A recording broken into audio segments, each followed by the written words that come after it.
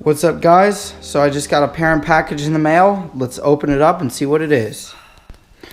So I did have to wait on this package for a pretty long time because the part I ordered was back ordered, and so it looks like they hooked me up with some free stuff because of that. So right here we got the Perrin license plate cover, which is pretty dope. And they also gave me some silver Perrin decals, which are also pretty sweet. And then we get into the good stuff. So here's what I actually ordered. Very professional packaging from them, so that's nice as always. So this is the Perrin Performance WRX STI belt cover, and you got all your hardware in here separately packaged, which is nice. So this is the new Hyper Blue colorway, or the Hyper Teal colorway, and it looks so good in my opinion. Here it is out of the package. I think the color looks really good. I'm super hyped to put this on my car because I think it's gonna just make a great color combination and colorway for the car, which will be the red, the black, and the teal. So I'm super stoked on that. Shout out to Perrin for making great looking parts. Now let's go throw this on the car. Guys, so pretty easy install here. For the Perrin radiator shroud, I already have one that's very similar to it on there. That's an eBay version. They do give you on the actual Perrin version these dimples, those two over there, and this one right here. And I think that is for maybe routing these cables that are sticking over mine at the moment.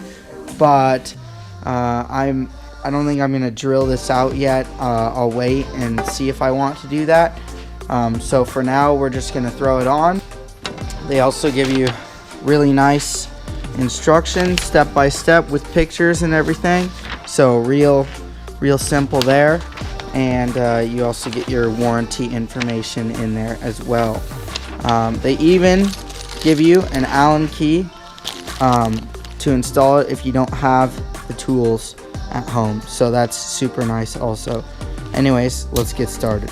So a few things before I put the alternator shroud on is we got these you know, the throttle cable. They also have the hose that goes to my air oil separator. So what I'm going to do with the air oil separator hose is I'm actually going to zip tie it to this other air oil separator hose that's there already, just so that it sits a bit further back and it doesn't really cover the alternator shroud too much. And then for these, I don't know what I'm going to do with those yet, just because they're kind of there, and that's about all you can really do with them. So I'll probably just leave those for now and figure out a way to route them nicely for next time.